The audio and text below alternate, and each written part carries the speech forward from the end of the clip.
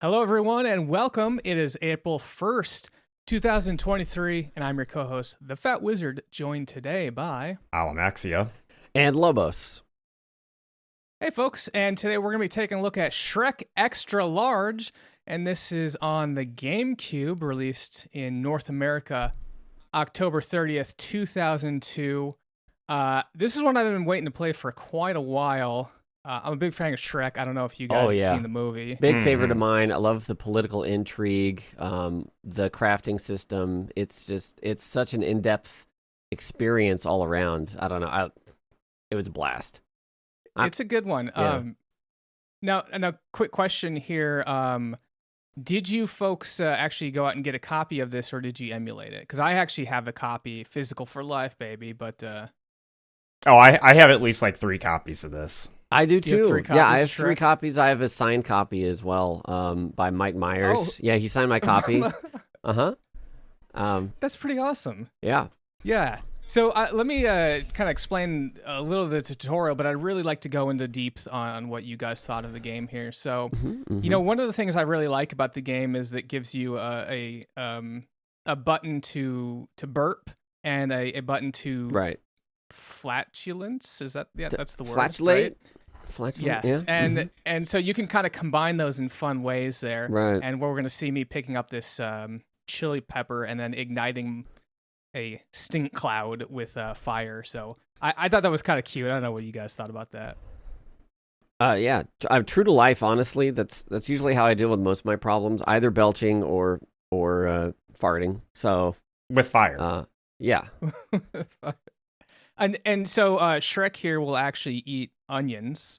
So I guess, or is that a garlic? I'm not sure. Which one was that? Do you guys remember? Look, I think it was an onion. it's probably Onion, yeah, onions yeah. because he makes the whole analogy about how ogres have a bunch of layers like onions. So That's right. Yeah. No, what was playing that? off of that, Was that? I, Oh yeah, that was him. Not just like Donkey, the right? farts, they have lots of layers to them. right? Yeah. Oh Mhm. boy. Or the Oh, boy. flatulent. Mhm. Okay, so we're entering level 1 here. Do you want to just kind of walk us through what this is all about? Just kind of paint the scene for the people that may not be watching. We have Shrek. Go for it. We're going through the forest, and for some reason there's these bear traps. Like things are alive trying to chase us, and I wasn't quite sure what we needed to do right now. I had just kind of running around a bit aimlessly, like you, just like, man, do I need to burp on something? Do I need to fart? What am I doing? So jump around, find some sparklies, and just keep at it. Yeah, this was Okay. this was right after the princess stole the ogre staff, and so we're trying to figure out why she did that, and also just it's setting the mood and the tone for the game with these blue knights because they're working for the princess, but we don't know that yet, so it's Okay, kind of yeah, a yeah. confusing experience. And It impeals there. Now up here we get the companion Donkey. Alamaxia, what did you think about having Donkey kind of follow you around? Did you remember his special move? I don't. I'm getting the sense that you guys didn't actually play this game. I definitely play this game like twice a year All right, at well, least. you know what? We're gonna Oh, go to a different Jesus, game. okay. I Fine. thought you All guys right. got the message. Hey, April Fools, everyone! Aha, April Thanks for being Fools. great sports there. No, actually, we're gonna be taking a look at Sam and Max Hit the Road, and this was released in November 1993 on the PC. So hopefully you both played this one. Oh yes. Okay, we finally got No, a I game that you played guys Shrek. actually played. So I'm just kidding. I played it. all right. Alamaxia, this is your first time. Actually, I think Lobos, this was your first time too, also, right? All the way through for sure. I know I played Sam and Max in the past, but I never beat any of them, and I don't remember which ones I played. So it's a long time ago. Yeah, this was my first foray into the wonderful world of Sam and Max, and I think I was laughing through the entire game. Nice. Did you really kind of so Max is this little bunny dude, this kind of a psychopath. He's your absurd character, and then you have Max, which is a dog. Sam. Oh. Sam. Sorry. How did I get that wrong? April Sam Fool. is the dog. Max is the bunny. and so they're both bipedal, right? Mm-hmm. And Sam is your straight man, if you will, right? So I'm curious, Alamaxia, which one did you enjoy here? The antics of? Oh, I enjoyed Max's antics. I loved his little comments throughout the whole game because they were just so on point and well put.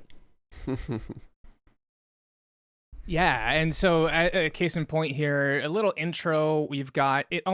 It seems like there's some sort of TV show that's going on here. I'm not really clear because there's a woman that's in distress here. She's tied up, and there's an evil scientist which is experimenting or wanting to do some sort of experiments, and she's just like, "Oh no, please don't do that," in a very kind of hammy way. So I wasn't quite sure on what this was about. I think it's a legitimate mission. Yeah. Oh, yeah, and it's real? just Okay. they're so casual about everything, and like they break in and they kind of stop. Max just tears up the robot scientist who's gonna kill this woman, and she's like, "Oh, thank you so much," and they're like, "Okay, yeah, no problem, well, bye," and then they just like leave her there. She's still tied up, and she's, I don't know, she's like not concerned about it either. She's just kind of there, like, okay, well, cool. I think that scene just really set the tone for the game. Yeah. And you start off the game, you have the head of the scientist, the mad scientist, and people are like, I love this, because they're like, should we be concerned that this is ticking? And they're like, oh, it's a bomb. What should we do with it? Just like, throw it out the window. There's no one we care about out there. No one we know. Yeah. Yeah, that's great here. So who wants to kind of walk us through the office here? It's got so much personality here, and so many little doodads. I poked around in the office a good fair amount, and first off, I think we need to talk about some of the controls before we can really get into that. So whenever you're moving your mouse around and controlling, there's a few different options. You have like a little hand that looks like it's walking to move your character around, a hand that has its hand open to like aim at something and maybe grab it. You have another one that looks like he's squeezing a squeezy toy that's to like use an item. And then there's an eyeball that'll let you kind of get more details and look at things. And I loved looking at the different things and getting all the comments. And interacting with things like we see here, we can interact with the TV. It turns it on.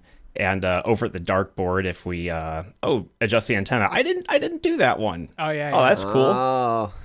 Looks like a horse is licking a guy's face. Yeah, exactly. I'm not sure what that's about. And then you were talking about the dartboard there. Yeah, the dartboard. I love it. Whenever you use your dartboard, you grab the axe and all the darts, and you just chuck all of them at once. You mentioned about looking around. Actually, I felt like the amount of items you could look at were pretty slim in this game. You think about adventure games that traditionally you'll go to a scene and there's like 20 or 30 things you can look at. In this one, there's really only like 5 or 6, so it does really limit the amount of things that you can click on.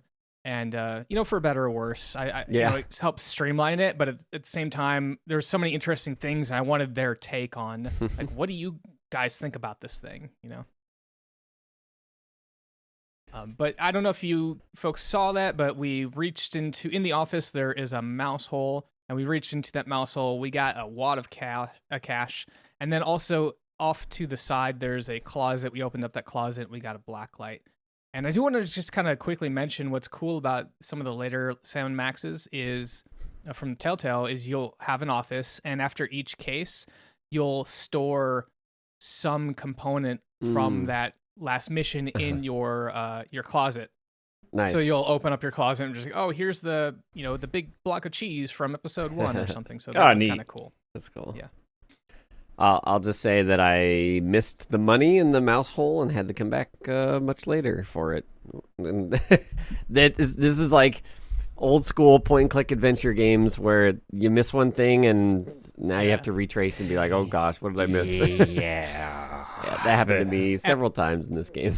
Yep. And I will say there were at least 3 instances of screens that I didn't know you could go to because it's not very apparent that you can go that way. Yeah. And so I'll try to point those out. I'm really curious if I missed something or if you guys had similar questions there. Now, so you're talking about missing the money, but we just turned a cat inside out, more or less. Lobos, did you do that right away? No, I did not either, because I think you can interact with your car and leave from your office and kind of explore a few places.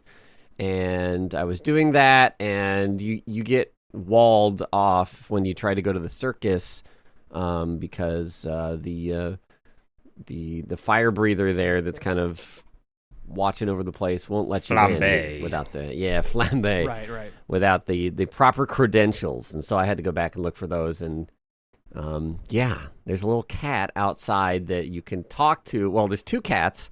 One won't talk to you; it'll just say meow meow. But the other one will actually hold a conversation and be like, "I got some plans for you, for somebody here." And then Max just reaches into the cat because he swallowed him just to keep him safe. The kind of orders for your mission there. So what's interesting is Max is actually an inventory item. So you more or less control Sam. And then if you want to have Max do something, you'll say, click on Max and use a thing. I think there's only like 4 or 5 situations where you have to use them. I don't think there's a whole lot, but yeah, that was one of those where you have to use Max because he loves violence. And so the idea of just turning a cat inside out or like, reaching into his stomach and pulling out the plans, that excites him. So he's a lot of fun. Yeah. Well, once you get those plans, we head over to the circus, and there's that flambe. We give him the orders, and we go into the circus tent. This is where the crime has been committed. What's actually kind of cool is you're in this sort of tent of curiosities, and there's some of the curiosities that really look like things from LucasArts games. I'm looking specifically at the character with glasses and 3 legs. Very much looks like something from Day of the Tentacle or Maniac Mansion there. But yeah, Bruno is gone. Who wants to talk about Bruno and what the heck Bruno is? We don't talk about Bruno. Well, how about this ice block that Bruno used to be in? That Bruno. Yeah. So Bruno was one of their main attractions. Bruno was a nice big Bigfoot that was encased in a block of ice. And he is no longer in that block of ice. In fact, that block of ice is no longer quite a block. Yeah, it's kind of melted, right? A little bit. Like half of it has been melted. But you do see a little mange of hair down there. And there's a couple places in the game. We'll find out that Bigfoots are kind of a thing in this world. Yeah. People are using them as attractions, right?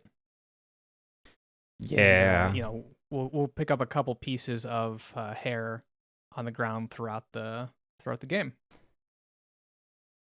But go ahead. I was gonna say, speaking of hair, on our way in, there was a guy with some big hair that we saw. Oh, right, Yes. yeah. The little country western star. Everyone hates him, but what did you think about Alamaxia? I think having him be the butt of so many jokes, and I mean, I'll be honest, I don't care much for country music, and I thought that all the jokes were hilarious. Yeah. There, the people that like his music are kind of your stereotypical, rednecks or whatever. Mm-hmm. I think we'll see him in the Gator. He's like, I love me some Conroy Bumpus. And you're like, everyone else is like, oh, I hate him. Yeah, he's not exactly a good person. Yeah. But we'll go to his house, and he's got a very nice house. I will say that. Oh, yeah.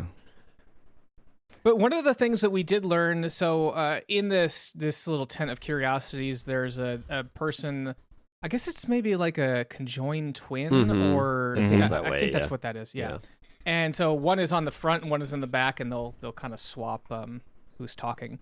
But I think you learn about one of the regulars here, or one of the attractions, which is Trixie, which is I don't know exactly. Trixie just has a long neck. I don't know. Is that an animal or is it a person? She's like a giraffe. She uses like the rings, to expand the neck. Yeah. But she's got like 15 rings on there, so her neck is like super long. But yeah, It looks like a giraffe. yeah.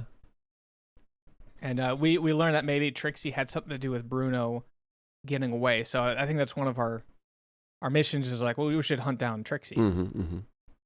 deal with it, figure out what that's all about. But her little trailer is locked, so we don't have the key.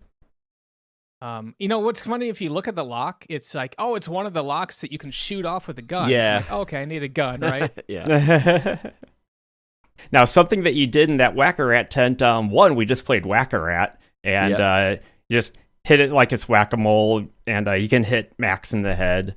But there, you also picked up this magnifying lens. Yeah. And I looked around for about an hour and a half for that lens later in the game when you actually need it. I also missed that early. Oh my gosh. Yeah. It was so tucked back there. So you knew you needed it, you just didn't know where to get it. Is that right? I didn't know what I needed. I was at that point going around and just being like, what can I interact with? Yeah. So there's like a mirror. There's two things you can get there. There's a mirror, and that's where you get the lens. And then if you win the Whack-A-Mole or Whack-A-Rat, you get something. I think I missed it, but you get something. That flashlight. Obviously. Flashlight, yeah. Okay. Cool. And then, of course, you can take that black light that we got in the office and put that on your flashlight. We're going to use that here in a little bit here. Yeah, so you can combine some items in the game. So you go into your inventory and you can choose one of the items and hover it over something else, click it, and some of them will combine. Yeah. And then, who loves this cone of tragedy? So first of all, who wants to talk about, maybe Lobos, you want to jump on here, explain what this is, and then question for both of you, would you go on this ride? Oh my gosh. Yeah, so this circus is closed down, I think, while they're investigating what happened to Bruno. But one of the operators is still here, and you can talk to him about Trixie and Bruno and various things. And he's operating the Cone of Tragedy, which is, it looks like a big kind of teepee, but maybe one of those rides that it would have like what am I trying to say? Like the seats swing like a swing seat, and then it would like spin you around. But instead, you get shackled in by their feet, and it does all sorts of absurd circular maneuvers and tilting and all that Swiss stuff. Army knife pieces come out. It's crazy. It's crazy. I don't think that's a ride that I would ride. Just so much blood to the head with that one. So I don't know. But what's interesting is you lose all your inventory. Yeah. You come off the ride and you're like, wait a minute, all of our stuff's gone. But conveniently, there's a lost and found tent in another part of the circus, which you need a claim ticket for, which the operator of the ride can give you if you mention all your stuff is gone. Yep. Yeah, I walked away, and I think I went all the way out to Snucky's, one of the convenience store areas we'll see, and I was like, wait a minute, where'd all my stuff go? Yeah. What happened? Did you figure it out, or did you just luck into finding it? I ended up like kind of retracing my steps and being like, where's the last place I even saw anything, and just started talking to people because there wasn't really too many options at that point. Yeah. I think there's some sort of clue when you get off the ride. Yeah, it's like, I so. feel lighter now, or something like that. Yeah.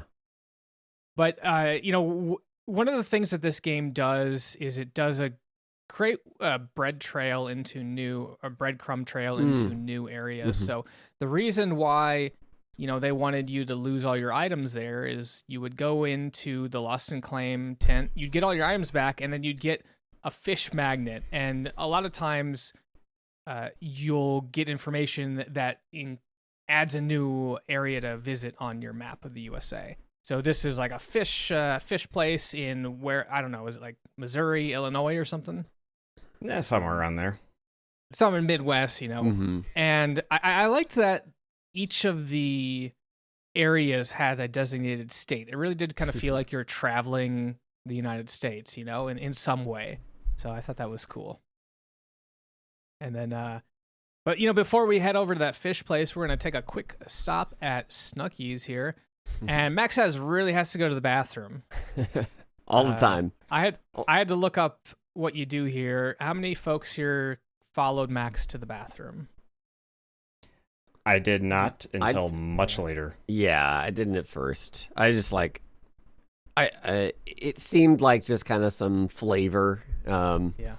But the more you come to Snucky's, the more you're like, Max keeps going to the bathroom. There's got to be something with that. So eventually I was like, okay, let's try and leave with the key, the bathroom key that they give him. Oh, okay. And then, if you happen to try to leave before he goes back in the store, then you kind of have a discussion of like, yeah, maybe we should take this. Maybe it'll come in handy or something like that.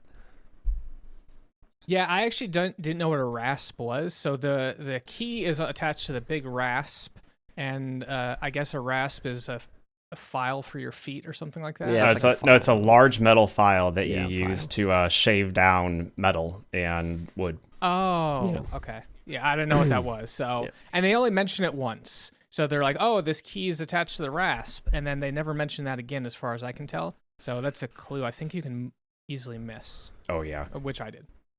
Very subtle clue. Oh. Mm-hmm. And then another kind of subtle clue, but I remembered it because I'm like, this seems important. Is the soda jerk there at Snucky's says something like, "I can open up any any jar. I'm so strong," or something like that. Yeah. Right? I'm like, all right. At some point, I'm gonna have to open up a jar. He studied for so many years at Snucky U. Snucky U's, yeah. Right. He mentions it every time you talk to him. You have to be like, yeah. So you hear that line and then, a lot. Of course, there are some, I think, pecans, some sort of pecan nuts candies. there. Yeah. And then if you have money, you can just buy it. But, I guess Lobos. Actually, Lobos, at what point did you go searching for money? When I knew I needed the candies. I didn't find the candies until I knew that I needed them. And so then I was like, well, where's a place you would buy candy? And I went to the store, and I looked more in detail, found the candies, and then I was like, I don't have money. I tried to steal them, can't steal them. So I was like, okay, well, now I got to go find some money. Sure. Sent me on that rabbit hole. Well, actually, that mouse hole or rat hole, as it was. Yeah. But here we are at World of Fish, which we got. Mm-hmm. We unlocked that location thanks to the magnet. This is an interesting place. There's this giant fiberglass fish you can jump in. I see you just jumped in there as well. And I didn't even get the clue that you got about it being kind of bolted in, but that's definitely that's something if you get for later. In there, it's kind of squeaky. Yep. Mm-hmm.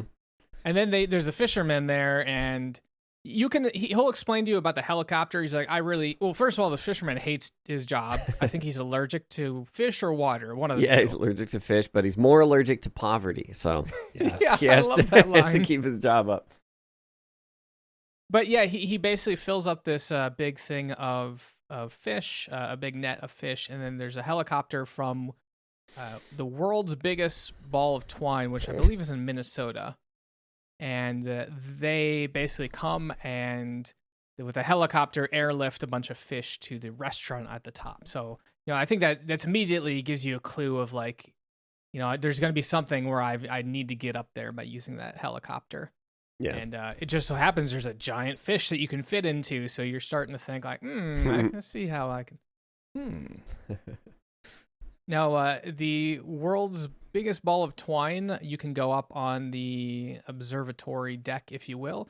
Now, this is the first place that I didn't realize I could go to because there's a restaurant there, but it doesn't really look like you can walk into it because you can see a door shut on the other end. But did you guys have any trouble getting into here, or did you guys just kind of click around and realize? I eventually got there via aerial transport. Okay. Oh, interesting. Yeah, no, Well, I mean, you can get to the back of it, but I don't think you can get to the inside. The inside I did find. Yeah, the restaurant itself. Yeah, I was just clicking around and suddenly you walk and it's like takes you to another screen, and I was like, oh, okay. But yeah, it's really not obvious. It's behind, like out of view of the perspective that they have. So, but there's some little elevator that'll take you up to the rotating restaurant at the top.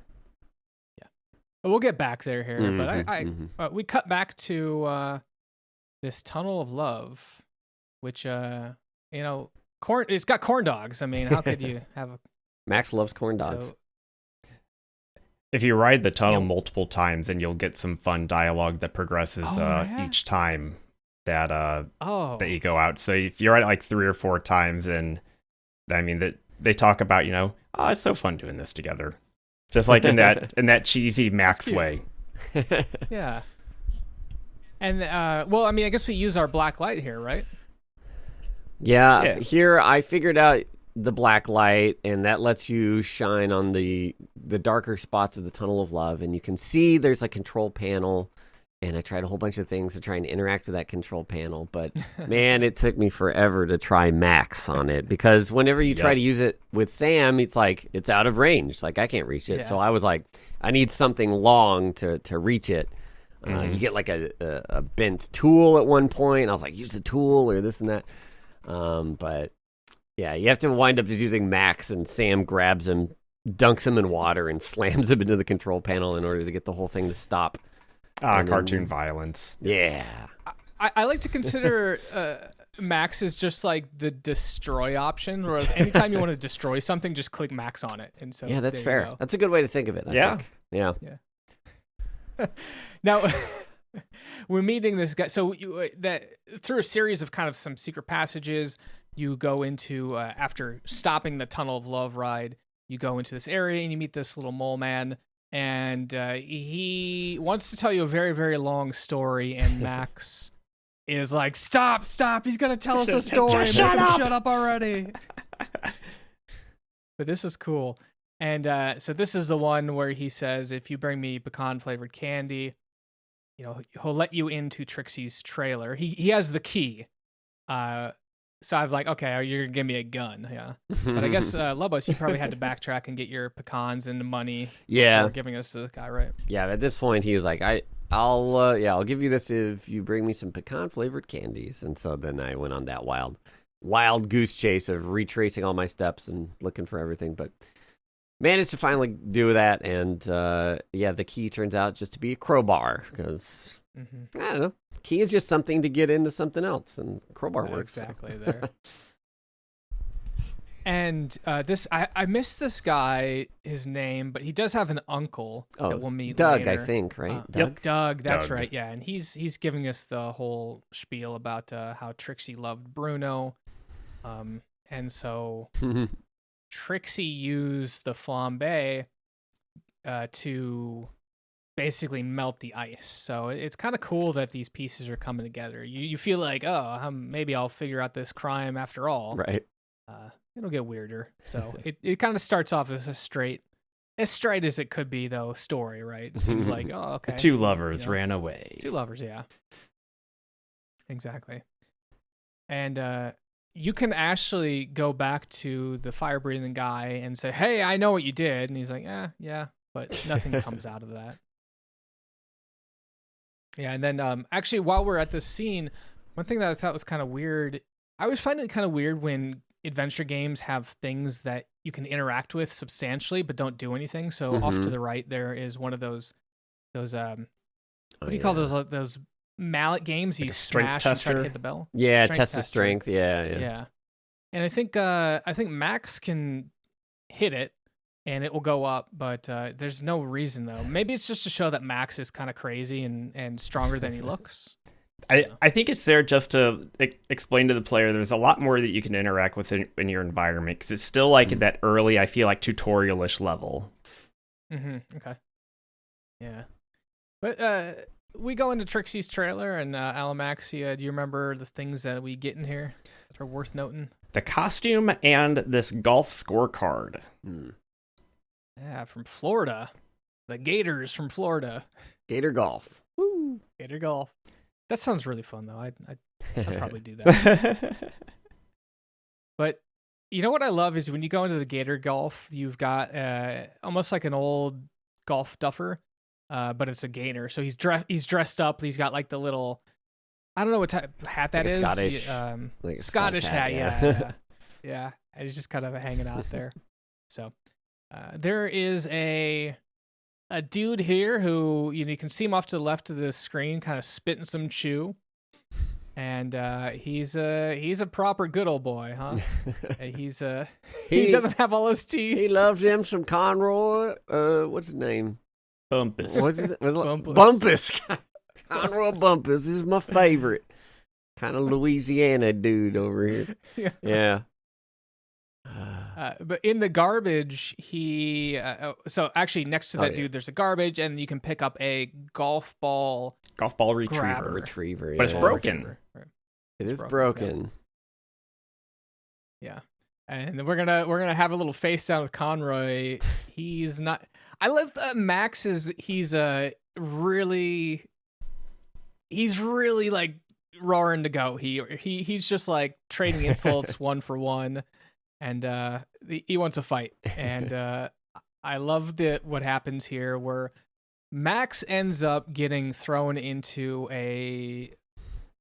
Is it like a ball dunking machine? Is that what you'd call Dunk the Beast? It's like Beast, yeah, one of those carnival things where you can dunk somebody if you throw the ball and hit the target, like it dunks them. Yeah. And now he's in there. Mm-hmm. But there's a big problem. There's a bunch of gators in between Sam and Max here. So for a little bit, I wasn't exactly sure how to get Max back. Yeah, because he usually follows you around, and again, he's an inventory item, so effectively you've lost your companion, so you have to get him back. Did you guys have any problems figuring out how you get him back? Yeah, I spent a long while on this screen. I did not have the key item required to get him back at this point. Okay. But a bucket of fish, and we picked that up at the fish place. Yep. Yeah. I had the idea. I was like, okay, you can hit the gators with the balls. Maybe that'll I even had in my head creating this bridge of gators to jump across, but I just didn't have the right item. So I spent so long hitting every little piece of all of these little attractions in the the mini golf area, and they do fun things, but none of them really get you what you need until you have that bucket of fish. And then you can kind of you hit fish near the gators, and then they'll go chomp the fish, and that repositions them, and you have to make a bridge across. It's kind of weird, but once you kind of understand it, it's easier to pull off. And then you get to the dunk tank itself, and I embarrassingly took a couple minutes to figure out how to actually get Max out. Yeah, I did too. You just yeah, I think you just gotta click on the door or try to climb up or something. Yeah, I think you just interact with the door that's up, but it seems out of your reach. And I was trying to use items to open it and get Max to do stuff, and he wouldn't. But it was a much simpler answer than expected. Yeah. But this is where you get the snow globe? Is that right? Yeah, we got the snow globe from that tank. Yeah, because the door, Max opens up the door, pushes you down, and it kind of jostles a door on that tank, and you can pick up the snow globe. A mystery vortex. I think this is in Oregon. Is that right? It would make sense. Yeah, somewhere out there. Yeah. So this is a crazy little place here. Alamaxia, did you have any troubles figuring out how this whole door system worked?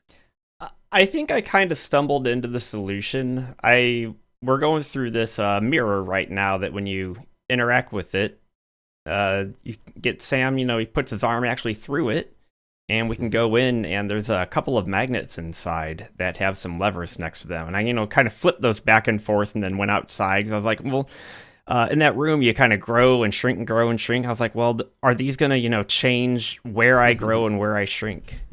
Yeah. So I kind of just played around with this. Yeah, as you activate the magnets, the rooms have a glow, which match the colors of the doors. Now, I did read that the doors the door you have to go into is actually random per game. So mine was a purple door. I'm curious if you guys had different doors. Mine, I think, was the orangish colored door. It was underneath the stairs, right beneath the stairs, the impossible stairs or whatever. Right. But man, you go into that magnet area and it looks like, okay, you got two magnets to play with here, but they hide a third one. You have to walk all the way to the right. Right. Yeah, so I did not find that third one. Yeah, I was like, I can't find the right combination for this. But yeah, there's a third magnet. Mine, I ended up not even needing to find that. It was oh, nice. It was through, I think, a blue door. Okay.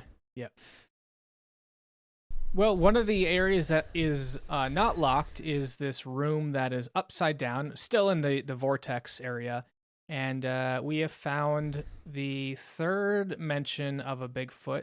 So I think the Gator dude had a Bigfoot, and I don't remember what happened to that Bigfoot, but in this vortex place, there was a Bigfoot, and you can find a piece of Bigfoot fur, so we'll take that. And we'll have to come back there, but this room's kind of cool because it's all upside down. Yeah. Except for the text. The text, so when you're chatting with people, it renders text to the screen. That wasn't upside down, so that was nice that they didn't do that, but... Yeah, so inside of once you figure out the correct combination to line up the color of the magnets to the door, then you walk in here and you meet Shavul. Shavul. Yeah, this guy's kind of a mystic, right? Because he's glowing. He's got some psychic powers or something. Mm-hmm. Yeah, some shrooms or whatever. But he does give you a very important... actually, a couple pieces of information that you need. The first is Turtle Rock. He says that was it? I don't remember specifically. It was Frog Rock, right? Yeah, Frog Rock. Sorry, Frog Rock. And then this one, I had a hard time. He said he lost his mood ring in the ball of twine. Did you guys look this up? Because I 100% looked up how to get that. Yeah, I looked up. Yeah, I looked up this and like the thing about Frog Rock at the same time because at a certain point I was just like, okay, I could spend like 2 hours trying to do everything everywhere, but I'm just gonna look this up. Yeah. I gave myself like a little bit of time to try and work on things, and then if I was out of ideas, I just looked it up. Yeah, I guess the thing that's it's really hard for me to think about this as a solution is, again, this dude has lost his mood ring in the world's largest ball of twine. So the solution is to take effectively a 3 or 4 foot pole that is magnetized and just shove it in that ball of twine. And even Max says like, "Oh, that was highly improbable." And so it's kind of like I kind of felt cheated a little bit on that one because I'm like, well, you also had to really thought that at first for whatever reason the first half of this game I wasn't trying to take a lot of stuff, and you needed the ball retriever, the broken ball retriever, and then you need the hand from like the freak show, I think, and then you also need the magnet, and you combine them all. Yes. And you can try it with just the hand, and the hand will try and reach and grab the mood ring. But also where you use it is kind of weird. It's like behind the curtain inside the ball of twine place. So it's like, oh my gosh. So after he said that he lost his ring in the ball of twine, I was kind of clicking around in the twine, like from the top at that lookout area. I'm like, I can't do anything. I did not even consider that I had to do it from inside of that little information area. And then now that we've done that and we got his mood ring back, he tells us about Frog Rock. He also says that you need 3 tufts of fur and you need some magic powder. And so this is where the lens comes into play. And who was it that said they took 2 hours to find the lens? It was me. Was that you, Alamaxia? It took a long time. Oh, yeah, the lens, even here, he was like, I can't see very far. And I'm like, okay, something. Yeah. I need something to be able to look further away. Yeah. And I was just going around and literally trying to grab at everything until eventually I was like, oh, magnifying lens. That sounds useful. And highly improbable. It's like, you're just going to put a magnifying lens over a telescope thing, and now everything's clear. Oh, totally. But so you get a clue that the Frog Rock is between like Mount Badish and something else, and then so you kind of find those points of interest, and then there's a innocuous looking rock. And you say, "Oh, that must be Frog Rock." Yeah, the two points are random as well. I had to look this up. Oh, they are. Yeah, so mine was between like the Strange Valley of Lights and like one other spot I can't remember, but they're like very obvious as you're looking through the binoculars on the spinning restaurant, and it shows you the landscape, and then there's like obvious points of interest. But I couldn't figure out how to maneuver the restaurant as well, because you can slow it down and speed it up or whatever, And I was just clicking kind of randomly, and sometimes it would like slow or speed up, and I was like, what's going on? But then I realized there's a little dial you click to adjust there. But once you land it on different spots, they would be like, oh, this must be this place. And then if you get it in the right spot, then they're like, oh, this is Frog Rock. And then you figure it out, and you can travel there from the world map. Yeah, and then we went there, put the tufts of hair on there, sprinkled the magic dust. Who had UFOs on their bingo card for this game? Once I got to that weird organ place, mystery vortex place, I was like, everything's on the table now. Yeah, okay. Yeah, I guess the mole men are aliens, because could be. I mean, that's what I gathered, at least. Makes sense. Something like, because he was like, yeah, go put these 3 Bigfoot fur tufts, and then here's my magic powder. Put that on there, and something will happen that'll help you. And you're like, okay. And then you do that, and then a mole man in a UFO appears and says some weird, like, backwards text. And then the stars align, and they tell you to go to Bumpusville, which is Conroy Bumpus's manor. Yeah. And, that's the whole thing. I just want to mention, and we'll talk about what we're doing, but we are in the giant fish, and the fisherman is catching us, and he says something like, "Holy mackerel!" And Max is like, "We're a trout." Yeah. And then the fisherman's like, "Holy trout!" Yeah. That's good. But at the top of that spinning restaurant, there is a dude that can bend metal with his mind, or at least bend objects with his mind. And he's bending wrenches or spanners. And so he gives you a free one, and then you can use that wrench to get the leverage to, unloosen the bolt on that fish, jump in that fish, and then the fisherman will, of course, catch you, throw you into the net, and then the helicopter will take the net. And now you have access to the back of the restaurant, the floating restaurant. And the important thing is here, we need a little thing of twine, like a snippet of twine. And so, of course, what did I say? You use Max for anything that's destruction related, and there you go. He hangs off the edge. Putting those sharp little teeth to good use. Yeah. And I love the butcher is just like he leaves because he's the one chopping up all the fish that comes in from the fishing place, and he comes back with a much larger knife. And Sam and Max just kind of jump off the big ball of twine and somehow land okay.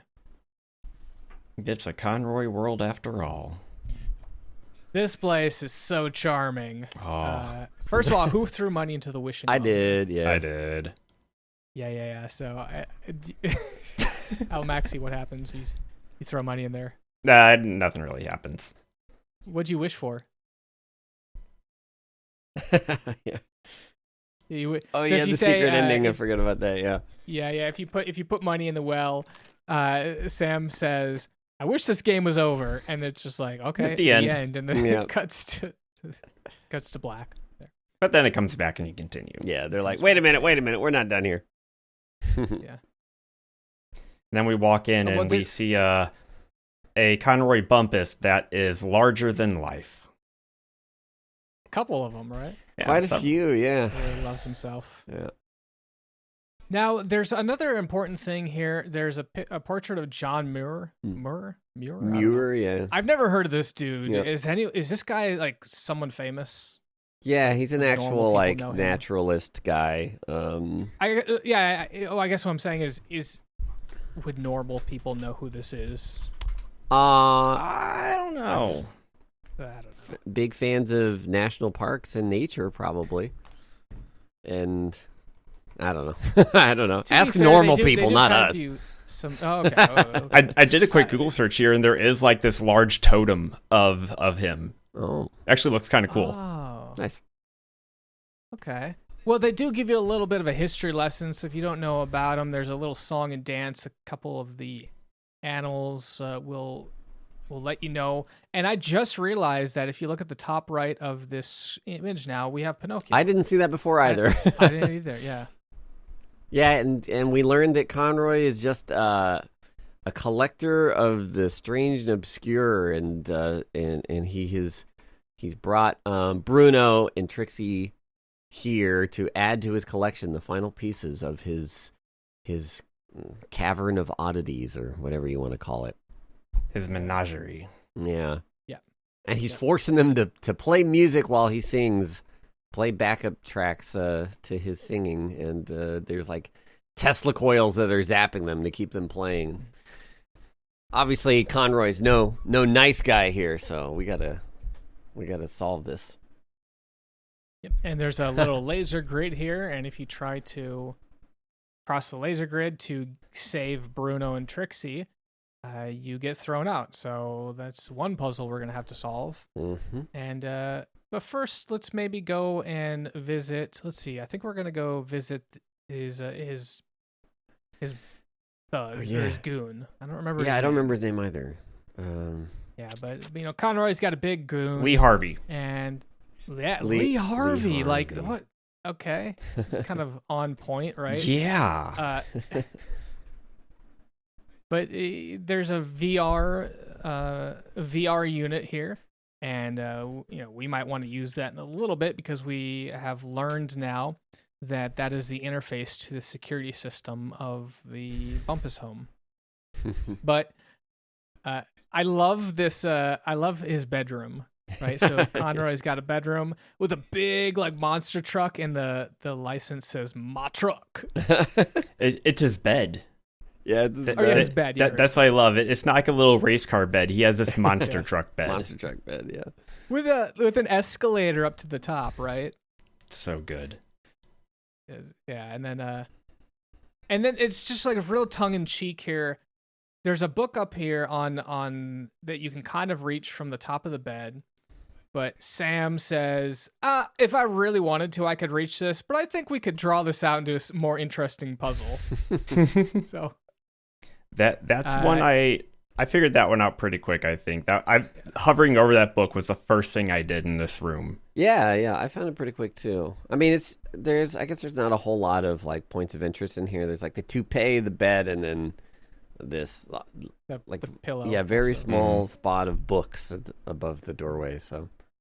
And I love the book, after we grab it, falls on Max's face, and it takes Sam 15 hours to read it, and Max is just laying there the whole time. Yeah. We have seen that there's this little robot that's cleaning the place, so of course we'll interface with him in a bit. That manual that we just picked up, I think, was more or less the technician's guide to this robot, right? Mm-hmm. Which more or less means you smash it over the head, which opens up this little brain. And then you can see an outline of the Bumpus Manor, and you basically want to click on the room, tell the droid to go clean the room that is under lockdown via the laser grid. And then when it triggers that, Lee Harvey will say, what in tarnation's going on? Mm-hmm. He'll leave the room he's guarding, which has the VR unit, and then you can go in there and do some VR, right? Now, yeah. VR, I don't remember VR looking quite this good, but, I love you're trying to pull the sword out of this stone. It's like he's actually stretching Max. And I only imagine what happens when he actually frees the sword. Oh, gosh. No. But now he's fighting a dragon, right? Yeah. Yeah, this dragon killed me a few times. Yeah, I was gonna say I died to him like twice before I was like, oh my gosh, what is the deal? And it's like you have to click on like the center of him. I looked it up. Yeah, because I clicked on his head. Like the first time I was too slow and it just ate you. And then I clicked on his head and it didn't work. And I was like, oh, okay, what? Because you have to redo the whole thing with the cleaning droid. And then all this other stuff just to get access to the VR, and then you have like a 2-3 second window to stab the dragon. And I was like, okay. I didn't realize it was that specific. I guess I lucked into it. But from that, from when you kill the dragon, it turns into a heart, and then you reach into that heart and you pull out a key. And then you suddenly have the key in real life. Yeah. Yes. Yeah. I'm not a malefactor, I'm a lagomorph. I love how Max uses lagomorph, like the fact that he's a lagomorph several times in the in this game. What's going on here? I think we've freed Bruno and Trixie, right? But they're not. I think Max even says something like, "Hey, we should bring you back to the circus," right? Yeah. And Max they wants don't to get want to paid. do that. Yeah. Max just wants money. It's true. It's I true. want to get done here.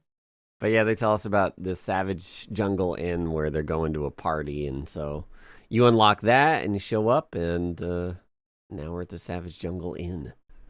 Yeah, it's kind of like a little tiki place, right? Yeah. You know, you imagine get having little a nice umbrella little drink drinks. with a coconut. Mhm, Yeah, mhm. yeah. And then you meet the receptionist here.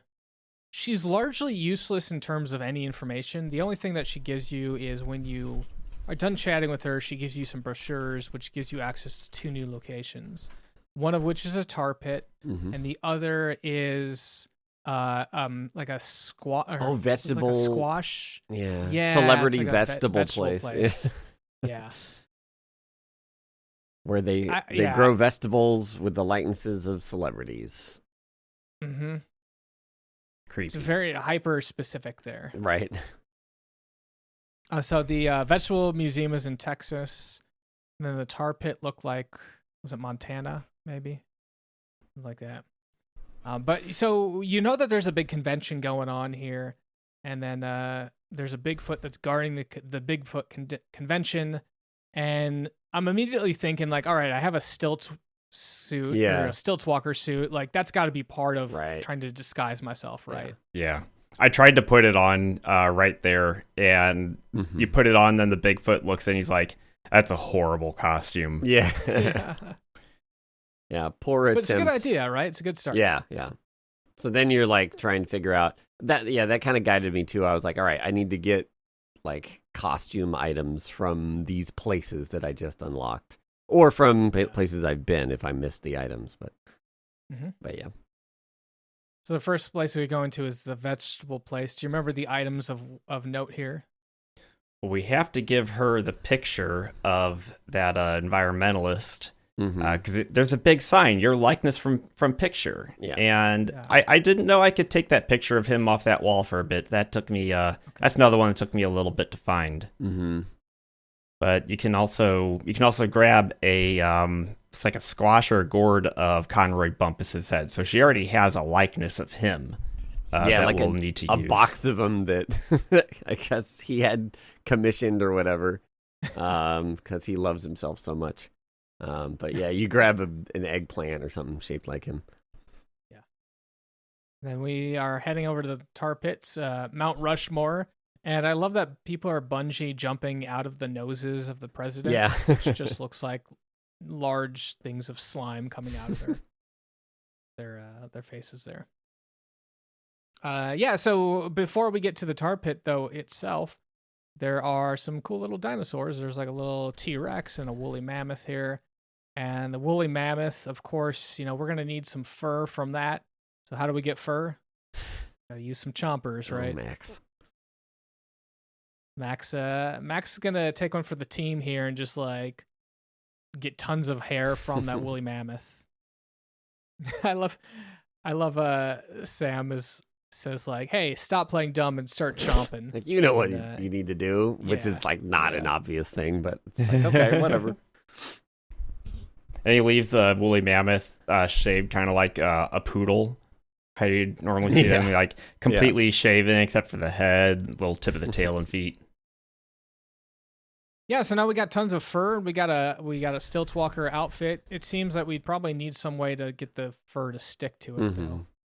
And so one of the things I just love here is there's the tar pit, and there's like a little kid going down this water slide of tar, and he's just like coated and he's like at the time of his life, but he's not moving at all. In fact, no one's moving.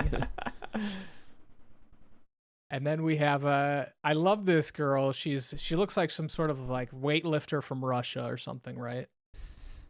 And she's got a little thing for Sam. She keeps blowing him kisses and stuff like that. Yeah, and winking at him, yeah. Yeah, I love that. There we go. The kisses. Yeah. Yeah, I think she's Swedish. And Swedish. Yeah. And She just keeps winking. So you basically want to go bungee jumping off into the tar pit here, and then through using a combination of Max, and you can take your ball retriever and then a cup that you found, combine those together, and then you can basically use them to scoop up some of the tar. Which did you guys figure that one out pretty quickly? I was trying to use the bucket for so long with the balls. I was like, how do I get rid of the balls so I can dunk this bucket in there? But it turns out, it's like a discarded cup you find at Snucky's forever ago, and cup on the hand with the ball retriever gets you the distance that you need for the cup. Because I was trying to use just the cup, and then Max couldn't reach, and I was like, okay, well, extend that reach. Well, now at this point, I thought I'm like, this has got to be good enough, right? You got the costume and the hair. It's not good enough. So this is where I actually go back to the vegetable farm, and of course I pick up my John Muir vegetable, but then I also think I find the Conroy bumpus. Yeah, that took me a bit to find as well, because it looks just kind of like a decorative piece, but yeah. You see, it's Conroy bumpus. Yeah, it really blends in. Yeah, and I was like, oh, okay. If it's Conroy, then I might need to interact with that somehow. Mm-hmm. Now we didn't really talk about the toupee in Conroy's room though. So I like this, kind of going back to LucasArts, the old Indiana Jones. And I like how Sam kind of has the hat as well. He does. Like the Indiana Jones hat, right? Yeah. Did either of you have any issues trying to figure out this puzzle? A bit. I mean, I did before, and it was all before I found the eggplant or whatever. Before I interacted with that crate of eggplants at the vegetable farm. So I was just like, I don't know how to get the toupee. I tried to do more stuff with the robot, but it didn't work out. Yep. Yeah, because there's some sort of pressure sensor on the toupee. I guess.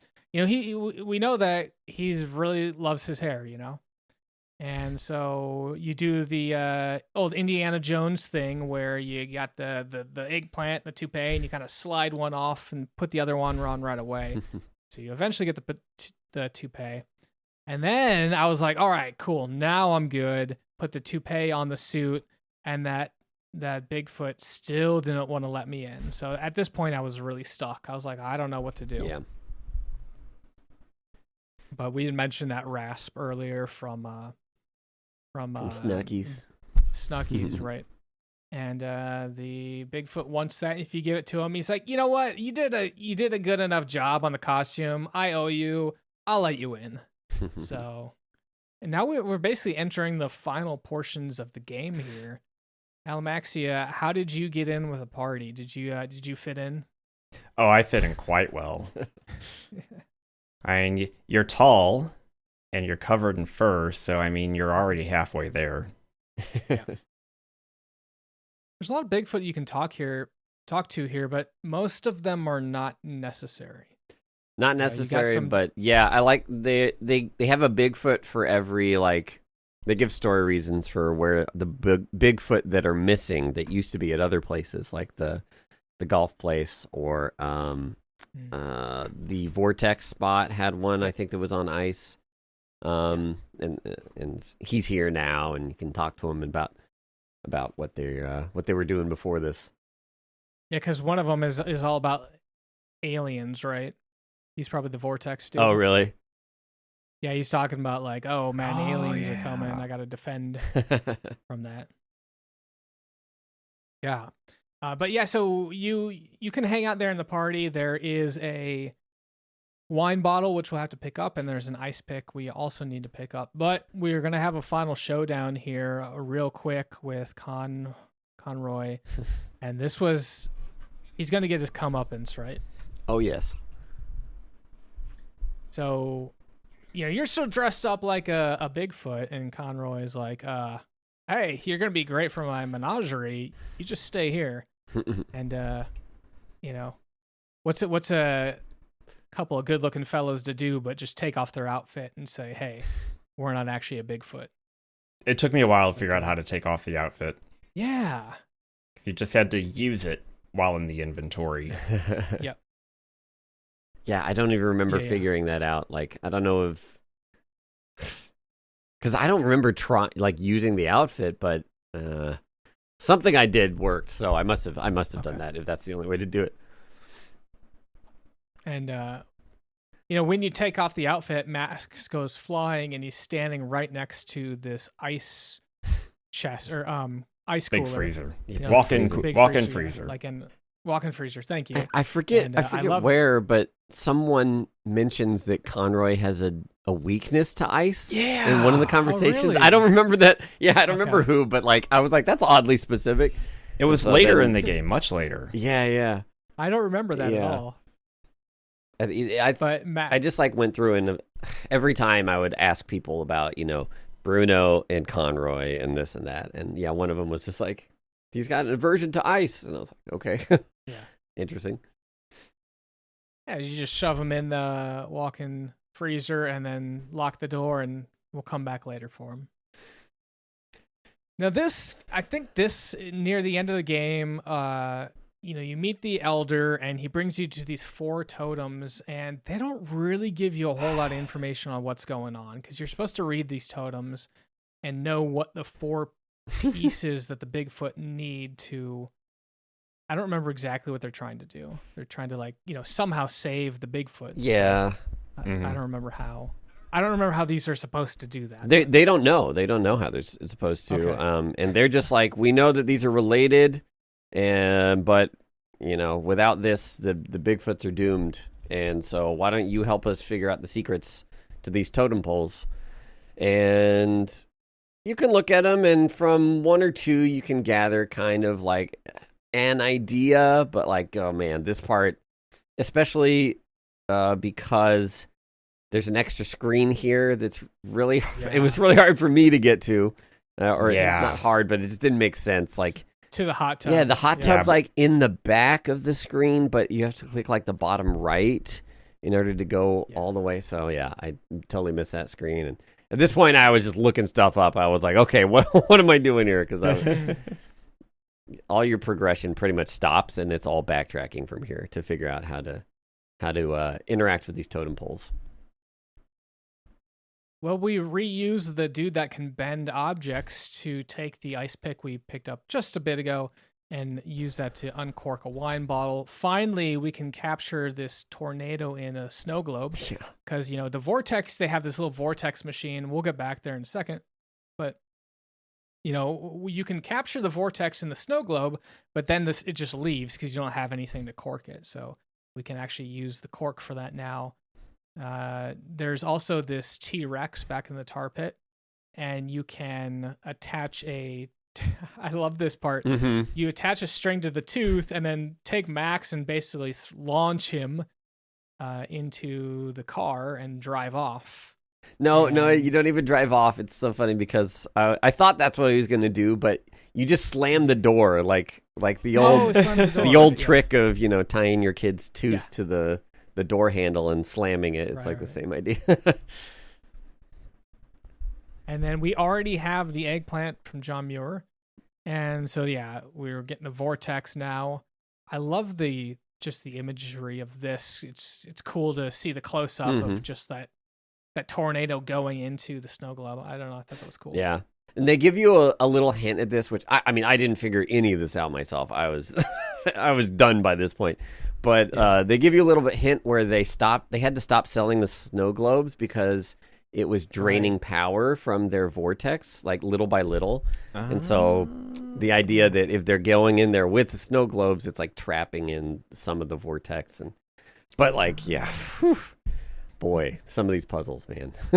Yeah. And then we had the Conroy's pillow, which has hair growth on it. So those are the 4 items you need. And then again, I had to look up that the hot tub room this hot tub screen existed.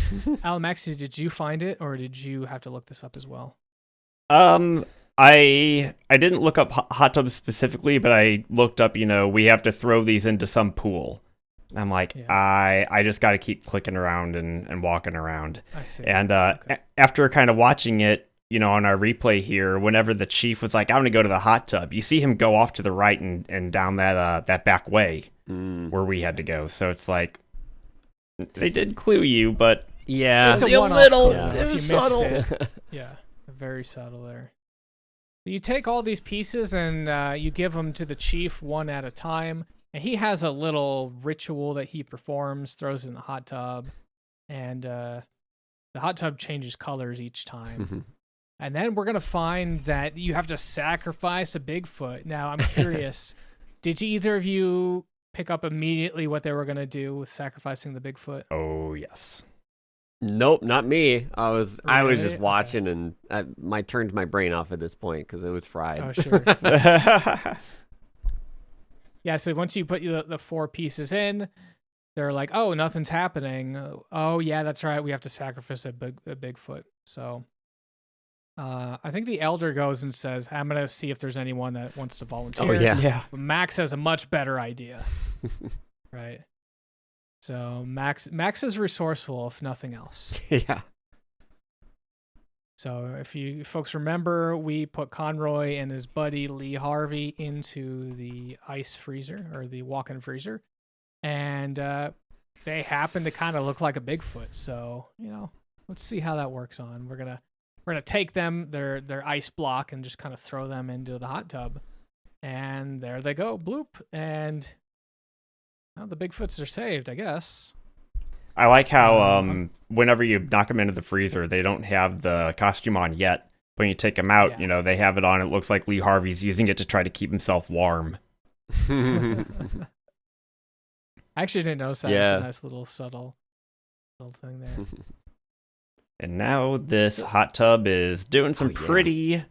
pretty phenomenal things. And this is growing trees. yeah, supposedly the backstory for where all of the redwood trees came from. So Oh, is that? I mean, they is that call what- them redwoods, and so I was like, oh, okay. And they Okay. show San Francisco. It's like, okay, Yeah, California. the Great Redwood of San Francisco. Yeah. Although it covers like all of the Pacific Northwest, so Yeah. it does. Seattle, Oregon. and all over the place. So maybe the intent is that it obscures that Bigfoots exist because Yeah, I they guess can hide so. amongst the trees. Is Yeah. that right? That was one heck of an Yeah. impressive display.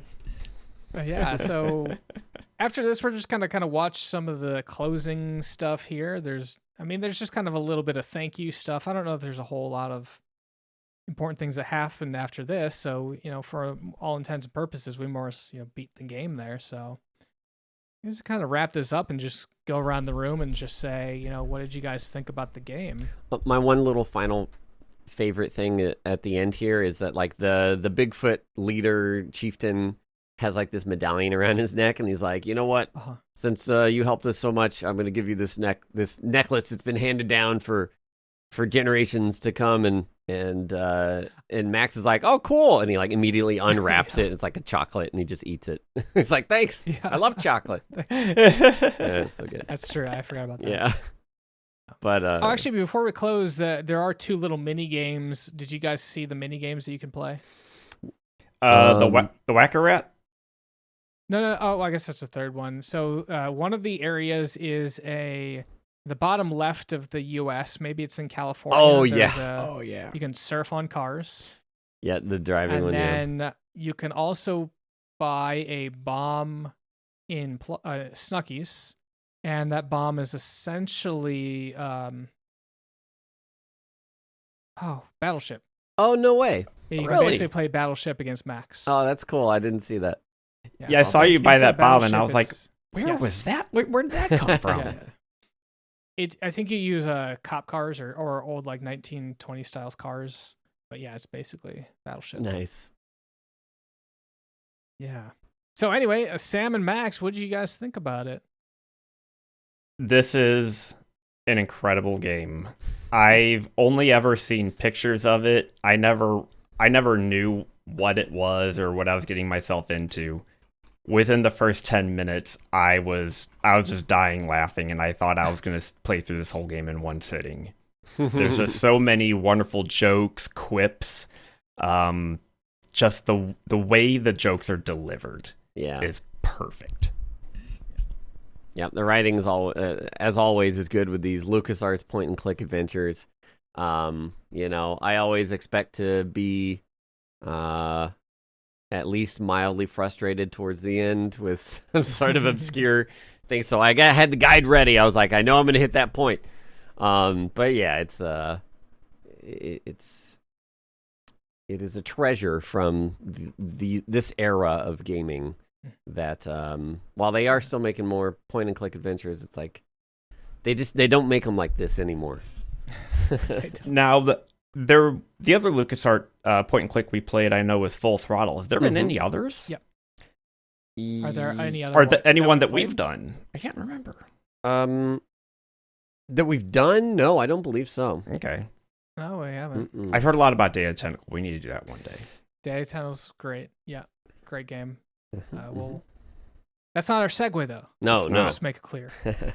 No, it's so not. really, before we get into that, just real quick shout out again to Patreon supporters for helping to support this episode and future episodes. So a nice little credit screen there, and then right into the game credit screen, which this is interesting. The way that this works is the credits will stop until you shoot.